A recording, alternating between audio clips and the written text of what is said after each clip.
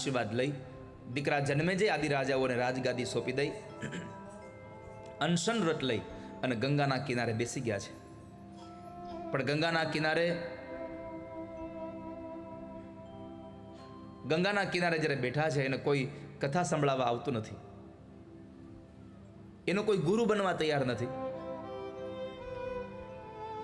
ત્યારે દેવર્ષિ નારદ સુખદેવજી મહારાજને પ્રાર્થના કરી અને લઈ આવ્યા. સુખદેવજી મહારાજ આવ્યા છે કે જેને કોઈ વાસનાઓ જ નથી. 16 વર્ષના દ્વયષ્ટ વર્ષમ. અહીંયા 2 8 કીધા છે. 2 8 એટલે 88 નથી. 2 8 એટલે 16. હવે આપણને થાય કે અહીંયા 16 જ લખવું કેવું હતું, તો 16 લખી નાખ્યો તો હું વાંધો હતો. પણ જેને વિકાર નથી એવું અહીંયા પ્રતિપાદિત કરવું હતું. 16 વર્ષની ઉંમરે વિકાર આવી જાય, 8 વર્ષે કોઈ વિકાર હોય નહીં. એટલે જેની ઉંમર જ વિકાર વગરની છે, જેનું જીવન વિકાર વગરનું છે, એવા સુખદેવજી મહારાજને નારદજી લઈને આવ્યા. પરીક્ષિત રાજાએ એના ચરણ પખાડ્યા, વરદ હાથ એના મસ્તક પર પધરાવ્યો. અને એવા સમયે પહેલો પ્રશ્ન રાજા પરીક્ષિતે સુખદેવજી મહારાજને પૂછ્યો.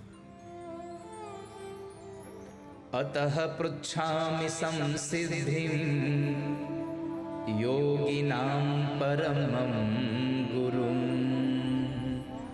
પુરુષસ્યેહ યત્ કાર્યમ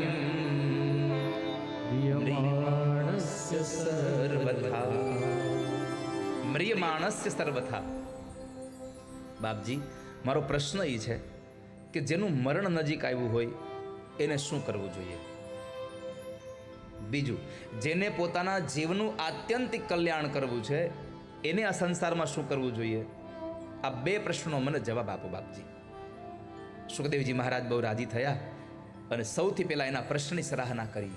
વરિયાને શતે પ્રશ્ન કૃતો લોકહિતો નૃપ આત્મવીત સંમતઃ પુંસા શ્રોતવ્યાદિષુ યઃ પર.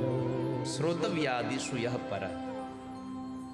રાજા, તારો પ્રશ્ન સૌથી શ્રેષ્ઠ છે કે જેનું મરણ નજીક આવ્યું એને શું કરવું જોઈએ. આ તારો પ્રશ્ન એક માટે નથી, તારો પ્રશ્ન સરાહનીય એટલા માટે છે, આ સંસારના જેટલા જીવ છે બધા માટે આ પ્રશ્ન ઉપયોગી છે કે જેનું મરણ નજીક હોય એને શું કરવું જોઈએ. મૃત્યુ નજીક હોય તો શું કરાય? હવે આપણને પહેલો પ્રશ્ન નહીં આવ્યો કે મૃત્યુ નજીક છે એ ખબર કેમ પડે? પથારીમાં પડી જઈએ પછી ખબર પડે કે મૃત્યુ નજીક આવી ગયું? ના. જેનો શ્વાસ અંદર જાય છે એ પણ કદાચ મૃત્યુ હોઈ શકે. જે શ્વાસ બહાર નીકળે છે એ પણ મૃત્યુ હોઈ શકે. માટે પરમાત્મા કૃષ્ણે કહ્યું, અંતકાલે ચ મામેવ સ્મરન મુક્ત્વા કલેવરમ. જે માણસ દરેક શ્વાસમાં મારું નામ સ્મરણ કરશે એને મૃત્યુનો ભય નહીં સતાવે કોઈ દિવસ. તો શ્વાસે શ્વાસમાં પરમાત્માને યાદ કરીએ.